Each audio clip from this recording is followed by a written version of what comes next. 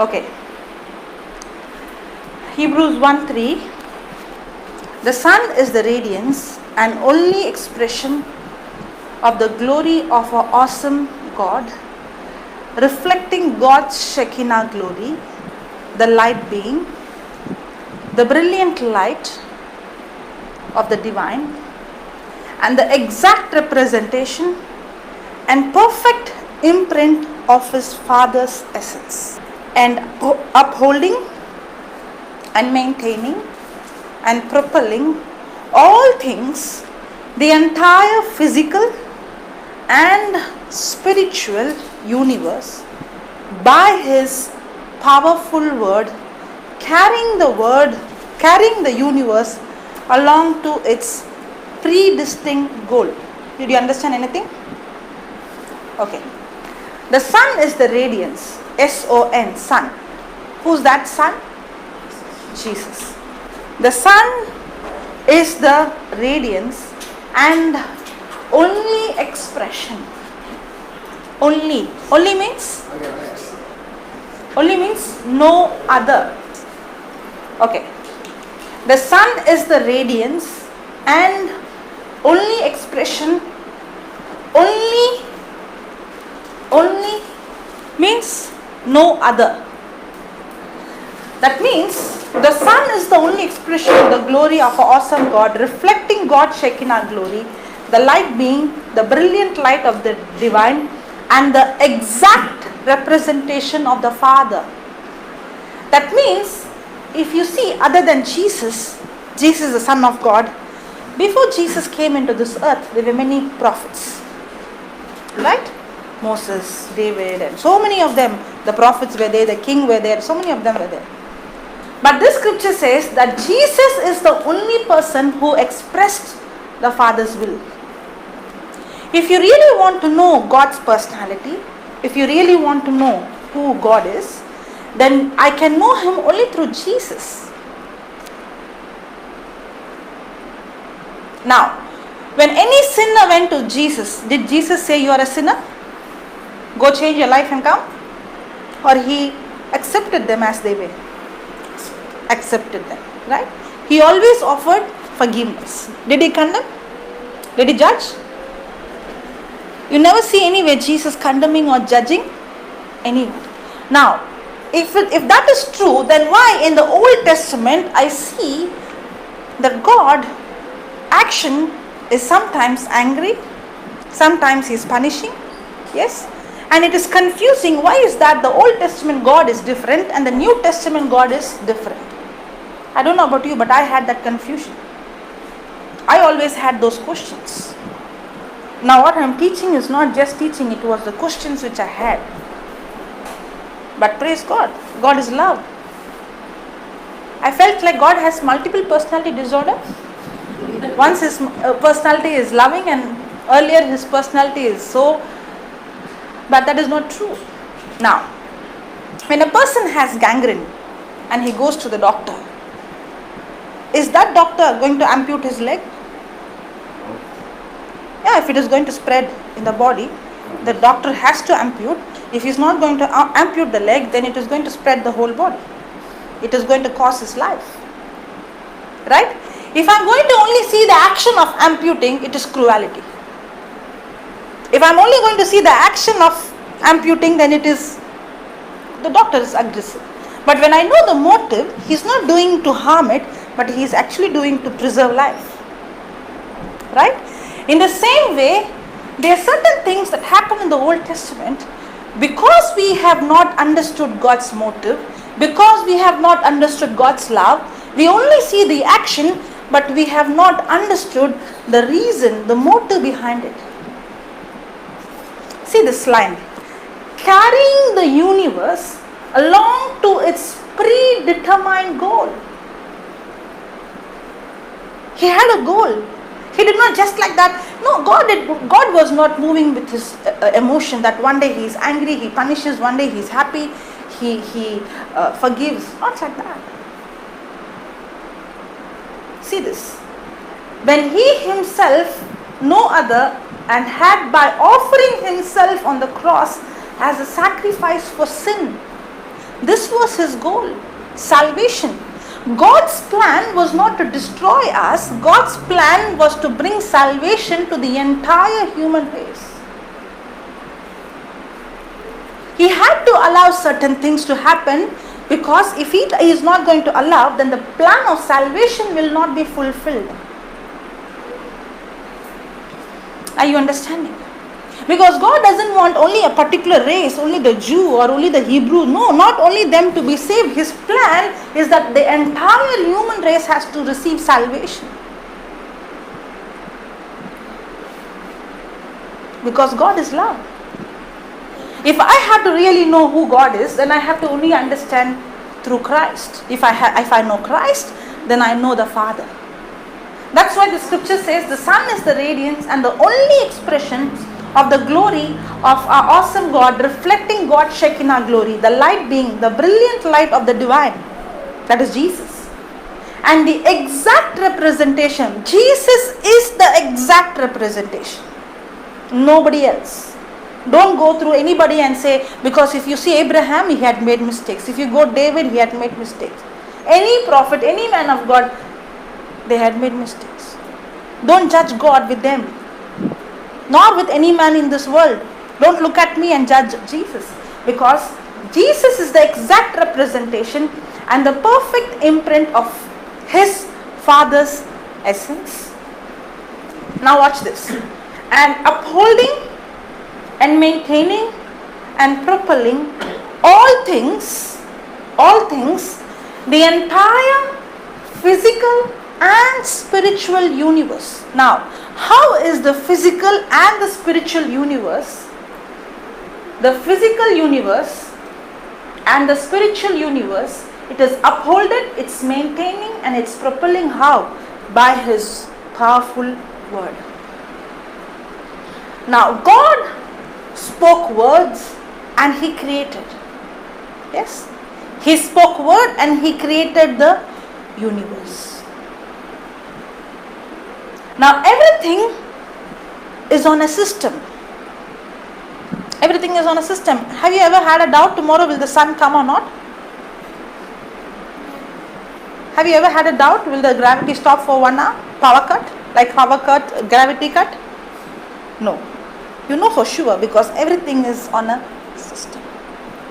Even our body is on a system. If there is a small damage in a cell in the brain, is it going to affect the whole body? Yes. We have elements in our body that has to be in balance. It cannot become more, it cannot become less. It has to be in balance. It's on a system. The elements on this world that cannot be more and that cannot be less. It has to be balanced. Now, that means there is a creator who created all this. And he did not just like that create. There is a master brain behind it. There is a designer behind it.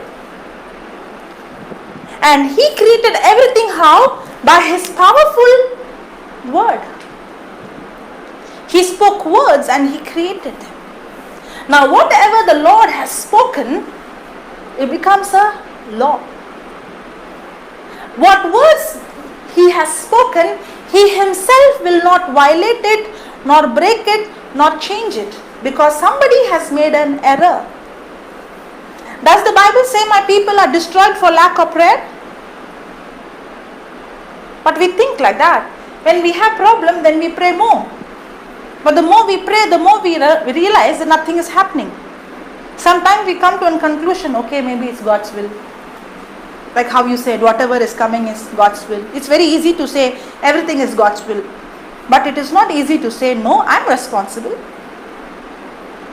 It's very easy to say there is no God, I'm not responsible, I can live however I want. But it is not easy to say I'm responsible.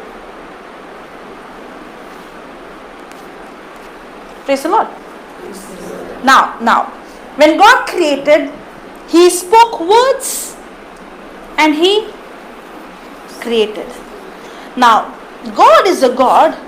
When He speaks word, He Himself will not violate or break or change the words He spoke. His words are laws. Now, did God give man the authority? Now, did God give man the power? Now, because man made an error, is he going to take the authority back? No. He's not going to take the authority back. Because this authority is given to us. If God has to involve, then he needs a man. Did we saw in Psalms 115 verse 16? The heaven, even the heaven belongs to the Lord, but the earth he has given to the children of men. Did we see that? Yeah. So the heaven belongs to God. It's like this. God created man like him, and he's saying, okay, I have given you authority, power. You rule over the earth, and I will rule over the heavens.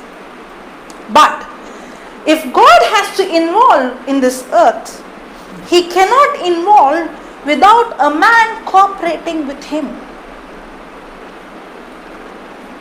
In this world, all the things that is happening, God cannot involve without a man involving. If in case you see somewhere God's work, that means there is somebody who is cooperating with God. If you're seeing somewhere miracles, if you're seeing somewhere healing, if you're seeing somewhere forgiveness, if you're seeing somewhere peace, if you're seeing somewhere love, if you're seeing somewhere healing, that means there is someone who's cooperating with God. Without man cooperating with God, God cannot involve.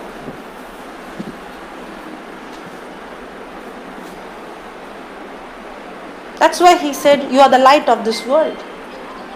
That means what? When I accept him and when his word is in me, now God, the light, that word in me shines. I become the light.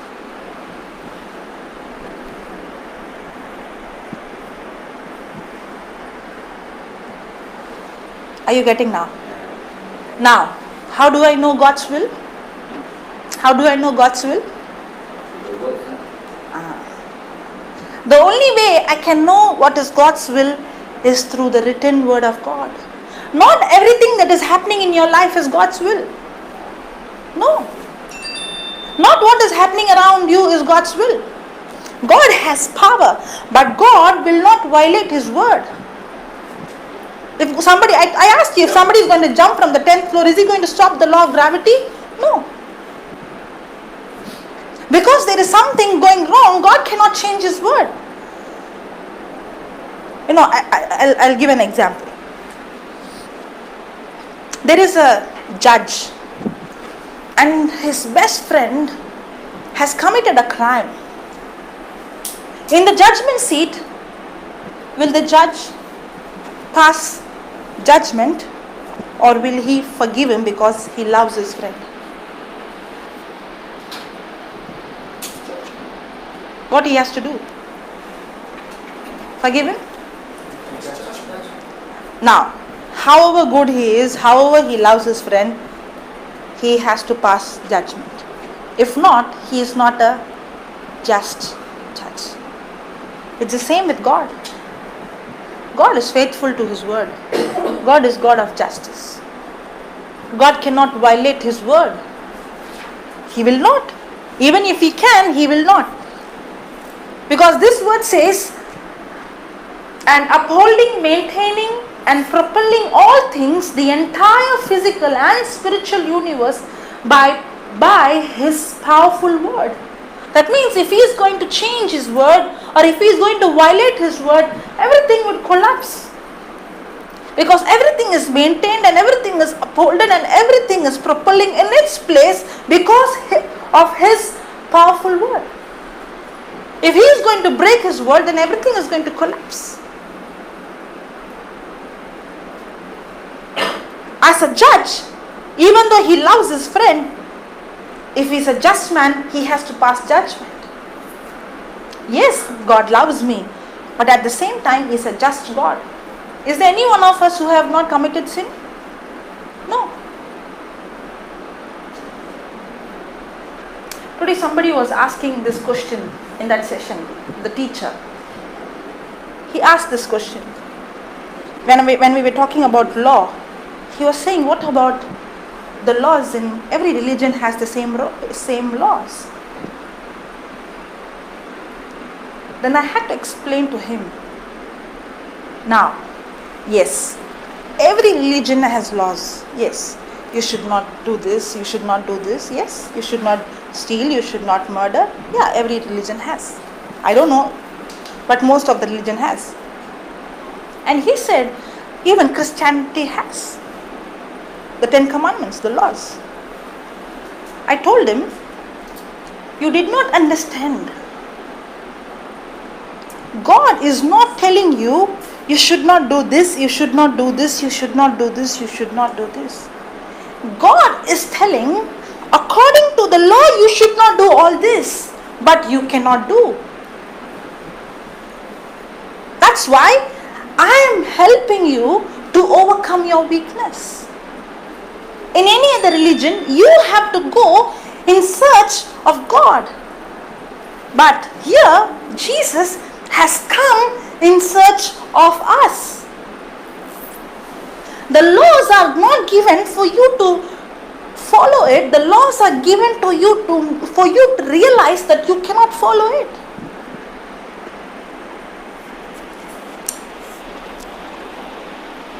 Are you understanding?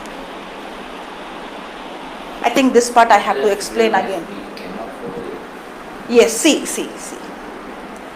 If you take the commandments, it's not just the 10, okay? It's more than 600 commandments.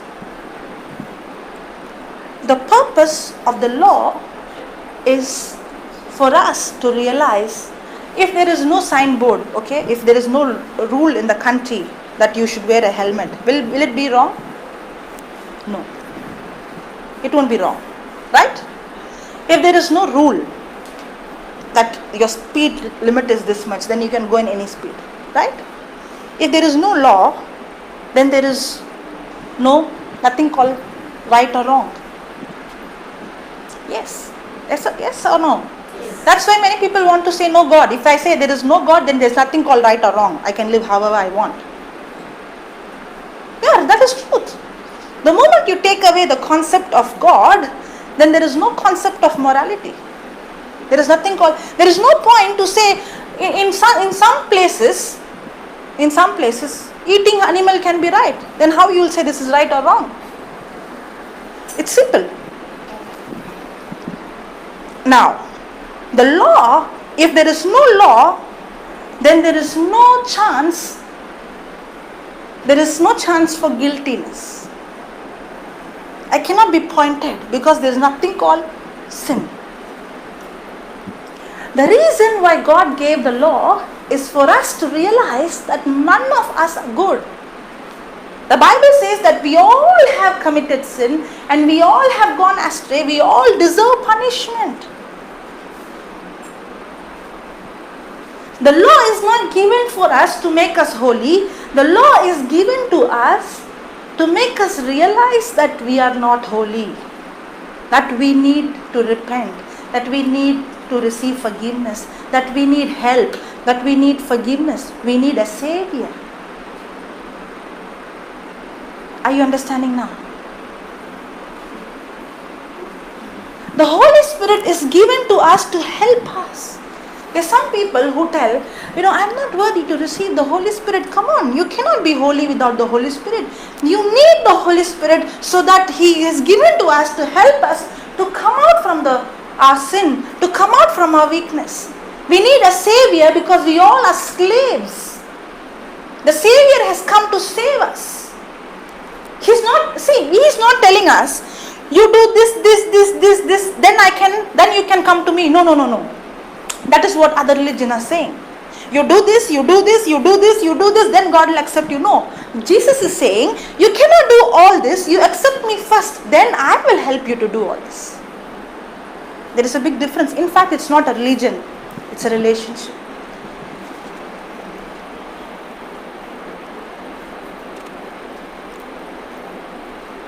Praise the Lord. Are you understanding? Yes. If you understand the love of God, your prayer would change. You won't beg anymore.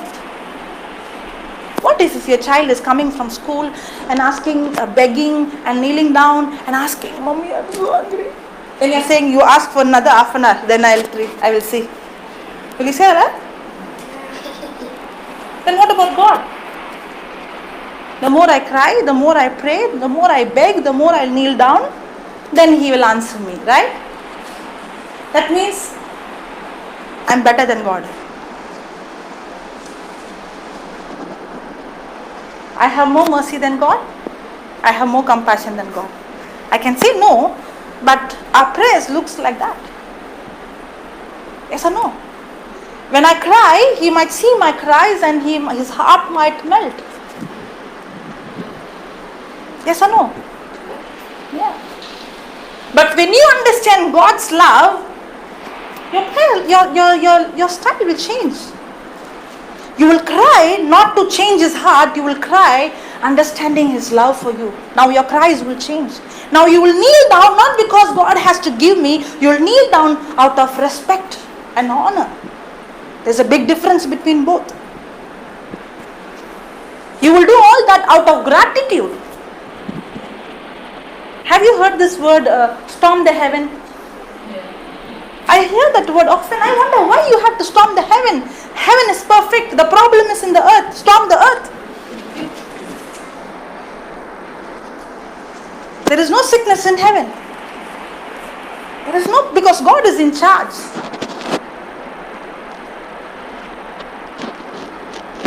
Are you understanding? Praise the Lord. Okay. Now, God, when He spoke the word, He will not violate. When God said, if you eat the fruit of this tree of knowledge of good and evil, you shall surely die. It is a law.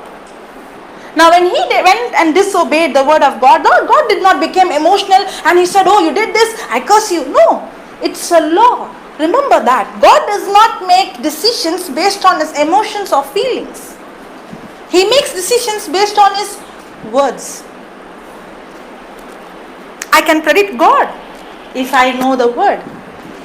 If I know His promise, I know what He is going to do next. Why is that? Everybody giving you signal? Okay. Praise the Lord. Hallelujah. Thank you, Jesus. You know, when I see everybody's eye, so when their eye go away from me, then I'm wondering what is happening. First she went, and then slowly she went, and then okay. Praise the Lord. When He said, now God cannot change His word, it's a law. Put that Galatians chapter 3 verse 13. Christ will redeem us from the curse of the law.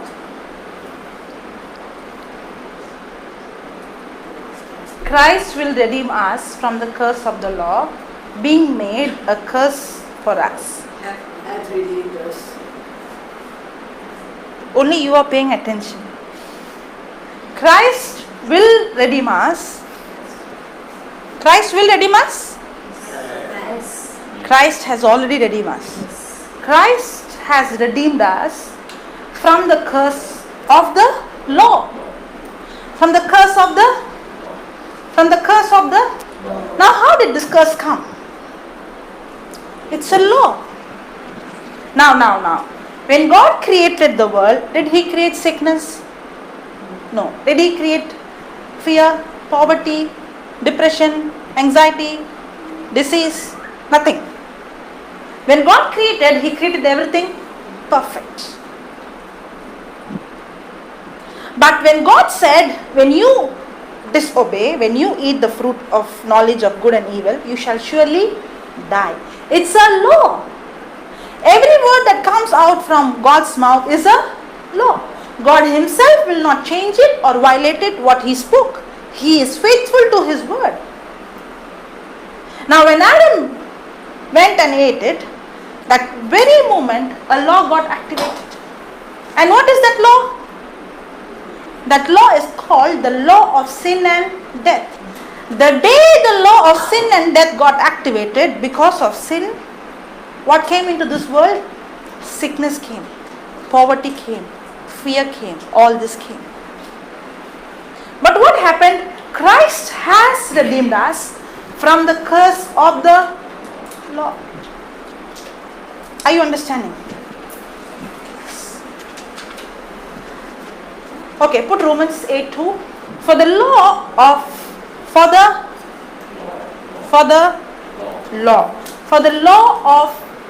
the Spirit of life in Christ Jesus will make us free from the law of sin and death.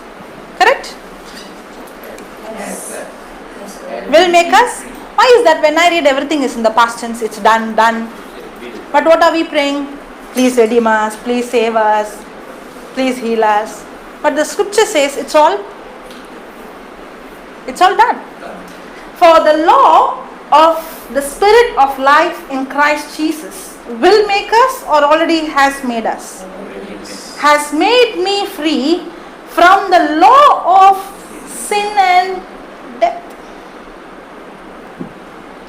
Some people ask this question, why sickness come, why this come, why that come? Very simple, it's because of the law of sin and death. There is no other reason. There is a law that got activated the day Adam disobeyed. The Bible says because of one man's disobedience, we all were made sinners. Are you understanding?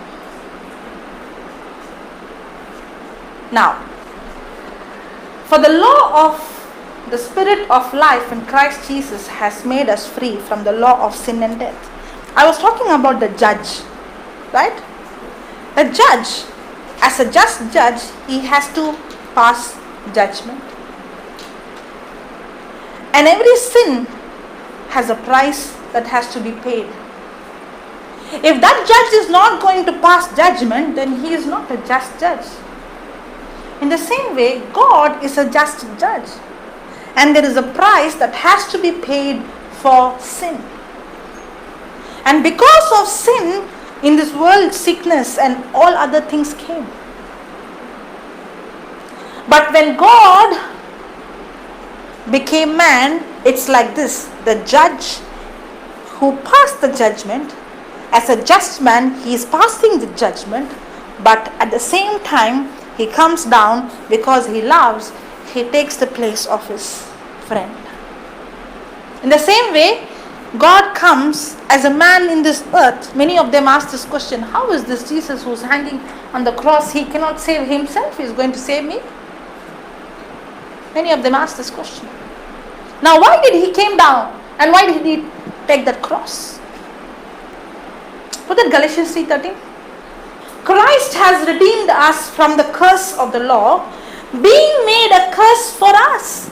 He was made a curse in our place. Because sin has to be punished. There is a price that has to be paid.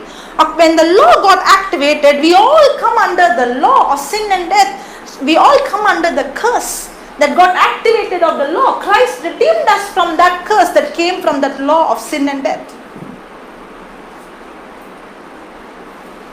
How? Being made a curse for us. For it is written, cursed is everyone that hangeth on a tree. So Christ redeemed us from that curse. How? By he becoming a curse in our place. So as a just God, he passes judgment, but he is a loving God. You know, there is no other way for God to save us. There is no other way. The only way is to give his life. Have you seen some mothers or some parents would say, I'm ready to take anything to save my child. I'm even ready to take the place of my child so that my child would be healed. Have you heard those words? You know, if we have so much love, how much love would God has? That's what God is saying. If there is any way to save the human race, he said, I'm ready. Even if it is death. And that's why he chose death. Because that is the only way for man to receive salvation. There is no other way. As the mother would say, I'm ready to take the place of my child. That's what God said. I'm ready to even take the place of them and take the curse on me. That's what is God's love. When there is no other way, there is only one way, that is death. He took it. In fact, there was no other way, but he has to go into heaven, into hell, and he chose to go to hell so that you and I no need to go.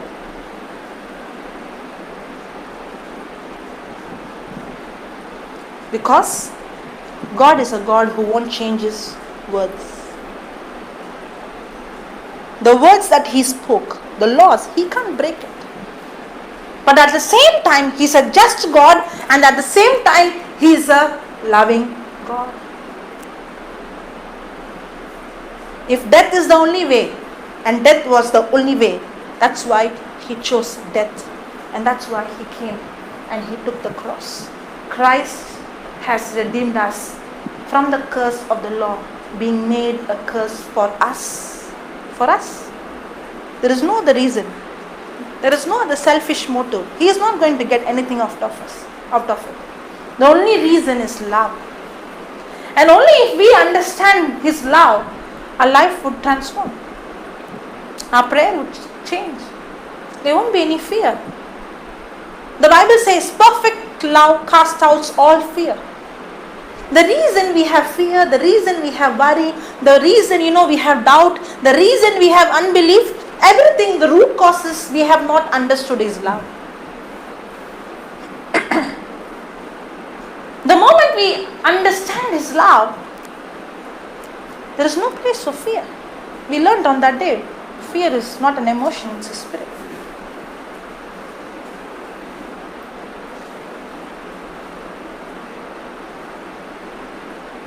He became a substitute on our place. But, he became a substitute. But I have to understand God's personality. God is a God who always gives us the choice to choose. He gives us the choice.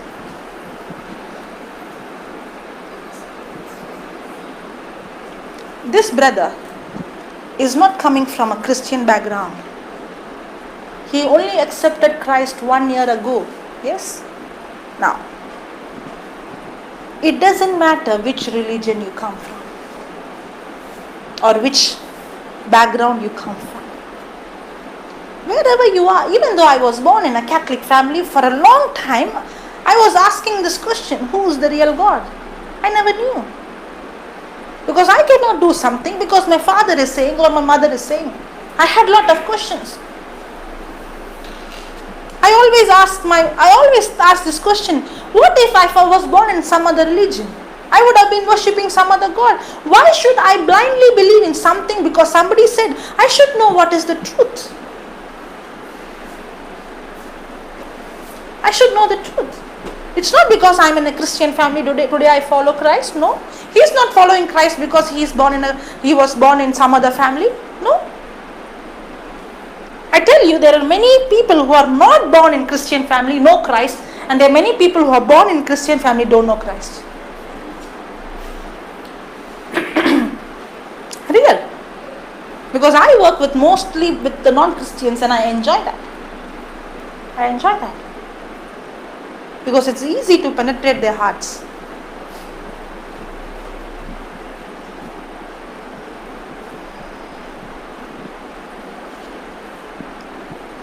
I was always having the question. But the day I encountered Christ, that is the day I know that there is only one God, and that is Christ. And from that time onwards, my life changed. When I was born, my immune system was weak. I used to fall sick every month. And my parents should be very careful of what food I eat, what I drink, otherwise I would fall sick. My IQ for reading and writing was below average. I can't read and write like normal children. I was sent out of school at one point because next year is the public exam. The principal said that she cannot appear. That's all is the capacity. And I was thrown out from school. I was not able to read and write. If you, even when I was, after I came into the Lord, okay, I was studying in the college at that time, even though I was school dropout, after that, supernaturally, I was able to continue my education by God's grace. When I was in the college, at that time I was doing my bachelor's in psychology. And we have this basic course for Braille, blind people. It was the basic, you learn the alphabets and simple words. It was maybe a 20 or 40 hour session, I don't remember. So, that forum was having the first time that session in that place, in our college. And we just finished 1 week, we learnt all the alphabets. Okay, at that time, the president of the forum, he comes and he says, can someone come and write the Braille alphabet? We have 40 of us. And nobody is getting up, and you feel like, come on, somebody get up and go. And nobody was getting up. I was sitting right at back, and I got up and I went. So that board was a white small board, and I had to write first the alphabet, English alphabet, A to Z, and then A is a dot and B is 2 dot, it's all dots. So I wrote all the alphabet A to Z, and then I wrote the Braille. After I wrote, everybody laughed, including the president. You know why everybody were laughing? The president said, all your Braille is right, but your alphabets are wrong. That was my condition. I was at that time almost 20. And when I was writing, and a 20-year-old person cannot write ABCD properly. But yet, I finished my master's first class. I was working in the company. Now, it was not a magic. Please, it is not a magic. It took a lot of time for me to change my thinking the way the Word of God speaks about me. Because all my life, everybody spoke about my weakness, and I was trained to speak my weakness. But when I started to study the Bible, I understood that I am created in the likeness and image of God. And who is this God? This God is a God, He speaks words and He creates. Who's He? He put that 1 Corinthians chapter 1 verse 26. For you see your calling, brethren. For how that not many wise men after the flesh, not many mighty, not many noble are called. Now put the next verse. See this. But God has chosen the foolish things of the world. Whom God chose? When I read this, I am very happy. God chose the foolish things. In my life, I never seen anybody getting lesser mark than me. Most of our marks are 0 or 1 digit. I have never ever seen anybody getting lesser mark than me. I was always the last. 0 in sports, 0 in music, 0 in extracurricular activities, 0 in studies. Until and unless after they sent me out from school, I went to another school. It's a tutorial college. That place I saw many of them like me for the first time. But when I was studying with everyone, normal school, I did not see anyone like me. I was always the last, and I was always isolated. I never feel bad for that. You know why? If I was smart like everybody, I would have depended on my own intellectual smartness. But thank God I was like that. God did not make me like that. God did not make me. It's because of the law of sin and death that there is corruption in this world. But Christ has redeemed us from the curse of the law. I don't need to live in that. I have a choice now. I can choose to change.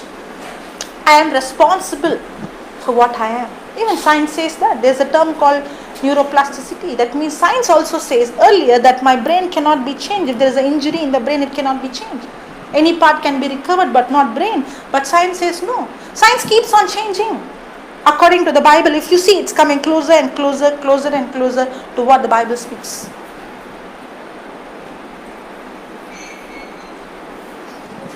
Praise the Lord. Okay. But God has chosen the foolish things of the world to confound the wise.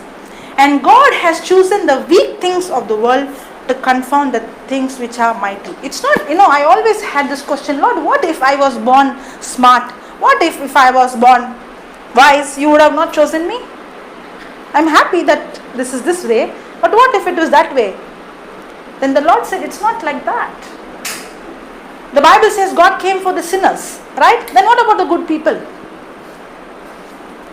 It's not like that. Actually, everybody are sinners. Some realize they are sinners.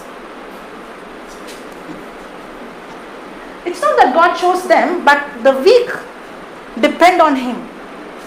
But the smart, they think they are smart, they are actually not smart. When they realize they are not smart, when the money, when the health, when everything goes, then they realize. When everything is there, go and preach Jesus, they don't want. But when the money has gone, when the health is gone, when the peace is gone, then go and talk, they will listen. So there is a season. Until then, don't put pressure. Okay. But God has chosen the foolish things of the world to confound the wise, and God has chosen the weak things of the world to confound the things which are mighty. For the next verse. And base things of the world and things which are despised has God chosen, yea, and the things which are not. Okay, see this line. And things which are not, to bring to naught things that are. I'll read again. And things which are not. What he is choosing? He is choosing nothing. And things which are not. Why? To bring to naught things that are already there.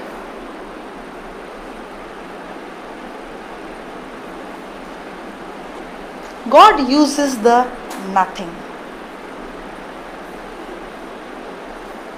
And things which are not, to bring to naught things that are. God is a God. When there was darkness, there was no light. So what did He do? He used nothing and He brought light, and the darkness He removed it.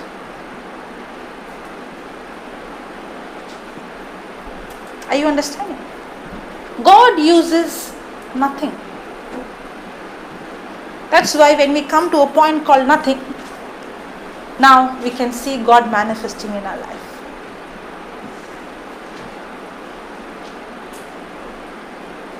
God is a God. When I started to understand, when I saw the Bible, Abraham was childless. What did God call him? Father of many nations. God saw a blind man. What did He call? Receive sight. God saw a lame man. What did He say? Get up and walk. God saw a possessed man. What did He say? Be set free. Did He ever spoke what He saw? No. He saw darkness. Did He say there is darkness? No. What did He say? Let there be light. God is a God who never speaks what He sees. Now, how did God create us? In His likeness and image. Now, did He give us the power and authority? Yes. What is that power and authority? To use nothing. To bring what is there to nothing. Is there sickness? You can bring that to nothing by speaking health. There is poverty, you can bring that to nothing by speaking life. God has given us the power to speak words.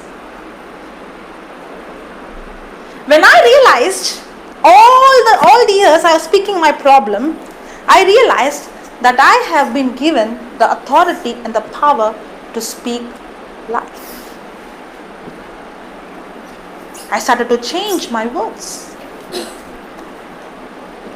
Every time I would say, I'm sick. If I drink this, I will fall sick. If I eat this, I'll fall sick. If I travel, I'll fall sick. I have to change my words now. No. Christ redeemed me from the curse of the law by becoming a curse in my place. So that the sickness has no power, no place over me.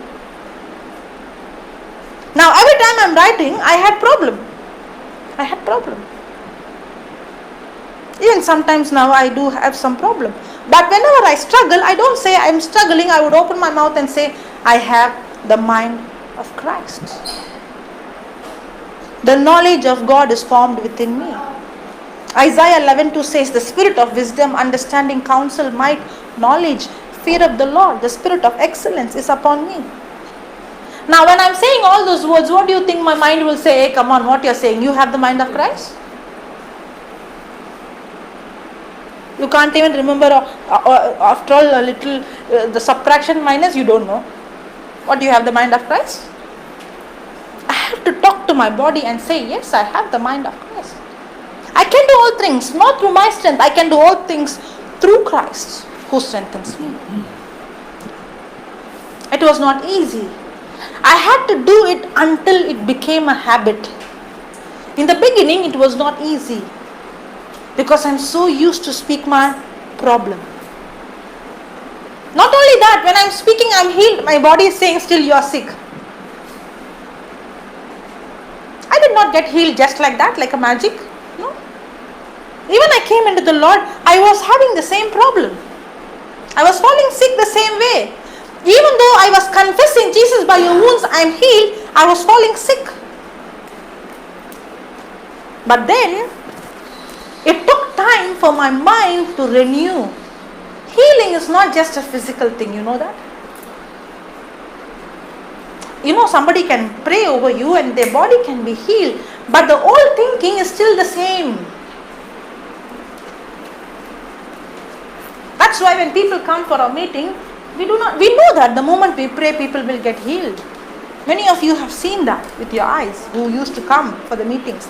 But we don't do that. We know why? We know if they're going to get the healing and go back and not change the thinking, they're going to again think the old way and going to invite that sickness again. Because life and death is in the power of your tongue. How a man thinks in his heart, so is he. So I have to change the way I think. I have to change the words I speak.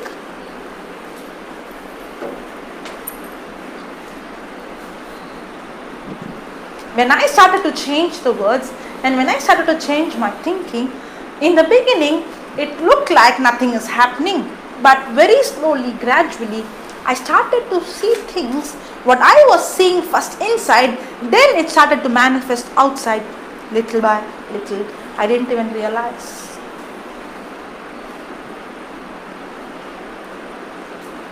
Hallelujah. Hallelujah. Praise the Lord. Praise the Lord. Thank you, Jesus. Thank you, Jesus. Praise you, Jesus. Praise you, Jesus. Are you understanding? Yes. Yes. So how should we live? See, you know why do we pray? You know why do we read the Bible? So that God will be pleased. Correct? Now you understood it's wrong. Huh? But you ask everyone, why are you reading the Bible? Some people also when they pray, they say, Jesus, every day I'm praying, I'm coming for church every day, I'm reading my Bible every day, please have mercy on me. I asked a question for 8 months in the church. What did you ask? Okay, very good, you did a research. In 1 year you did so much research? He has come to Christ only 1 year. What did you ask? What is the will of God in heaven and So what did they say? pray? When I Huh? told them I did not pray, just pray. So what did you think? You thought it's right? Huh? You thought yes, it's right? No, I said I have to find out on my own now. You don't need to find on your own. You can ask the Holy Spirit. You ask the Holy Spirit. And then study the Bible. You know what happens? I tell you. When I was asking questions, when I encountered Christ, okay? When I encountered Christ, on that day, I knew that Jesus for the first time in my life, I knew that Jesus is God. On that day, I realized all these days I was living a life as if there is no God. Because there is no hope, there is no future, there is no certainty. But on that day when I gave my life to Christ, I know there is a God. And the question came, there is a God, then why did I live as if there is no God at all? Why was I living in fear? Why was I living in torment? Why was I living as if there is no future? If there is a God and if He has created me, what should I worry for? And I gave my life to Christ. It was a retreat. The retreat got over 5 days. I come back. When I came back, just like how he had questions, I had a lot of questions. The torture was so much. It was torturous, The devil was tormenting me. I didn't even know it was the devil. The thoughts were tormenting me day and night. You know what was the torment? If God is good, then why is this happening? If God is love, then why He allowed this? If God is good, why He did not change this? These questions would ring in my mind day and night, day and night, day and night. Because I understand now when I read the Bible, all that the devil does is to come and question God's love. He hits a person in that place. And I used to lock the room and sit and cry and pray for hours. Because for me, reading was very difficult. And my parents were thinking, what happened to her? She was normal. Suddenly she is behaving so strange. She's not talking to anybody. She's not watching the TV. She's just going inside and locking up. They really got scared. But they did not know what I was going through. But praise God. When you have that thirst, God can bring people from any corner of the world to you to teach you. When you have the thirst, God can bring the person from any corner of the world to teach you. And when I had that thirst, within few months, God brought a man of God to my city. And when I heard him for the first time, he said, I never knew there is a place called, he named my place and said, in the map of India, even though he was Indian. And I know he came to that place because God sent him there to teach me.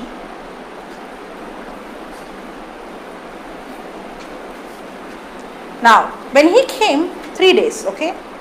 The 3-day session, I don't know how it happened, but the 3 days, it was full days retreat. He was only answering the questions I had in my heart.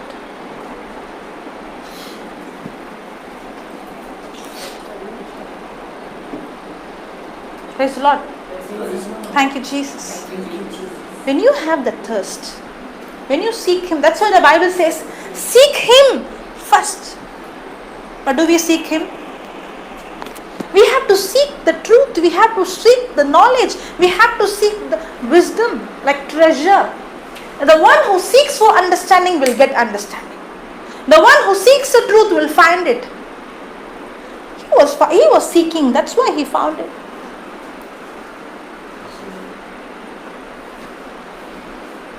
It doesn't matter which way you are, whether you are in the desert, whether you are which religion, which language, doesn't matter. From your heart, if you seek the truth, God reveals it to you. But the problem is we are seeking something else. We are running behind something else. Most of our life, you check your life, living like a mission. I get up in the morning, I run somewhere, I come, I sleep, I get up, I run, I sleep, I get up, I run, I sleep, that's it.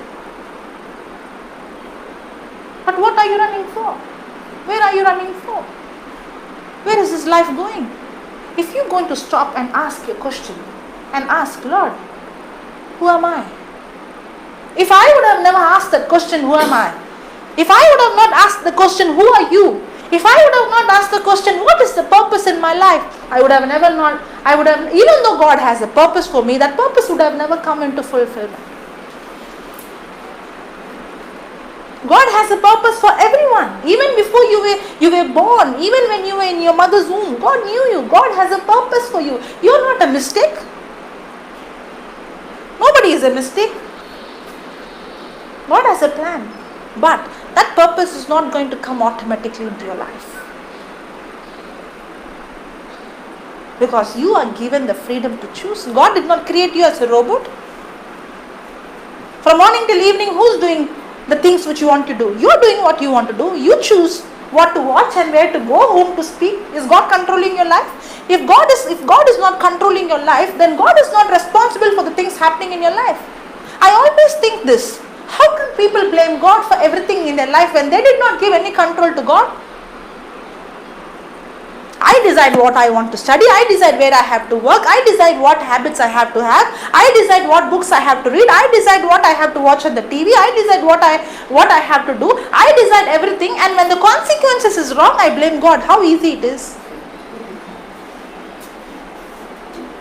Everything I do is what I wanted to do, but the consequences is God's responsibility. It's very wrong. There is no logic in that. But if a person from his heart starts to seek, Lord, who are you? You reveal yourself to me. What purpose you have? Now God will reveal you. Now you will know the truth. Why do you think he went and asked every Christian in the church? He is not a Christian, but he went and asked the Christians. Why did he ask? Why do you think he went and asked? Because he wants to know the truth. He didn't want to just believe anything and everything. He did not just ask in the church. I believe you would have asked in your religion as well. I went to lecture ask other churches. I went to other churches and asked them, hey, no answers. But was he saying, believe whatever they say, just close your eyes and pray and beg? No. Because there is a truth.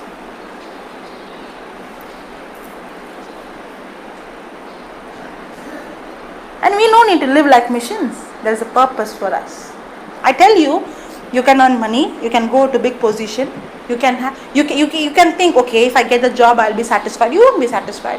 Maybe I get married, I'll be satisfied. You won't be satisfied. Maybe I'll have children, you'll be satisfied. No, you won't be satisfied. Maybe if I build a house, I'll be satisfied. No, you won't be satisfied. The day you discover the purpose of your life is the day you will be satisfied. Not just discovering, but also fulfilling. Because that's why you are created for.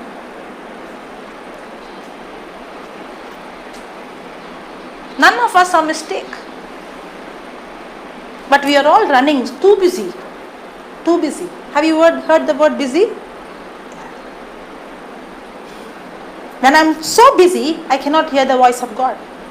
That's why the Bible says, be still and know His voice. If you're busy, you will miss His voice.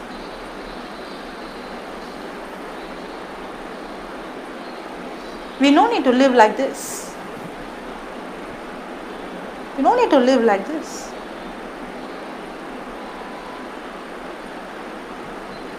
You see Mother Teresa. She was born in a country. But did she hear the voice of God? Yes. What made her to leave everything and come to a country like India? And the place she went is not the place like other places. It's the most poor place, where you see all the poor people. It's not the clean place. For her to come from the country that she has come, do you think it's easy? You know why? Because she knew God has called her. That is the purpose of her life. Did she have stress? Depression? No. All that came out of her was love and peace and joy.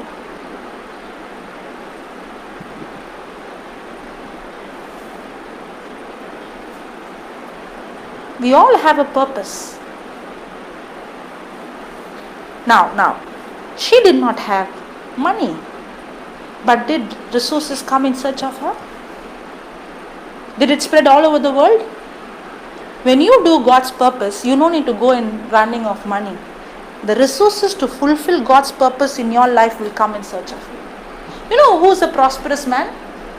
A prosperous man is not a man who has big bank balance. No. A prosperous man is not a person who has a lot of money. You know who's a successful man? A successful man is not a person who achieves something. No. A prosperous man is someone, a successful person is someone who discovers God's purpose. A prosperous man is, when I discover God's purpose, God supplies every need to fulfill that purpose. Mother Teresa, she discovered God's purpose. She's successful. And what she discovered, just imagine in a house when 4 of you are there and every day one guest would come. Or extra 3 people are coming for 1 month. Will your budget, what about, it will be difficult for you, right? What if 10 people extra come into your house? Can you manage? Now just imagine every day she has to invite new people in her house. Now what business she is doing? What income she has? Is she doing any business? But is she taking everyone inside? Or she's saying, no, I don't have money? Did she say that? You know why? When I discover God's purpose, the resources will come in search. Now you are successful and you are prosperous. Because the money is not coming for your selfish motive. It's coming to fulfill God's purpose. That's successful. That's prosperity. But the world has misunderstood success. Success is to discover God's purpose. Prosperity is the resource that God gives to fulfill that purpose. Praise the Lord. Thank you, Jesus. Should we take a 5 minutes break? Yes. Because many of them start to Okay. Thank you, Lord. Thank you, Father. Thank you, Jesus. Lord, we thank you for speaking your word, for making us realize that you are love, that everything that you do is out of love, and you have purpose for everyone. We thank you for teaching us this truth. We want to learn more. You speak to us. You know exactly what we need. Thank you, Father. In Jesus' name I pray. Amen. Amen. Okay.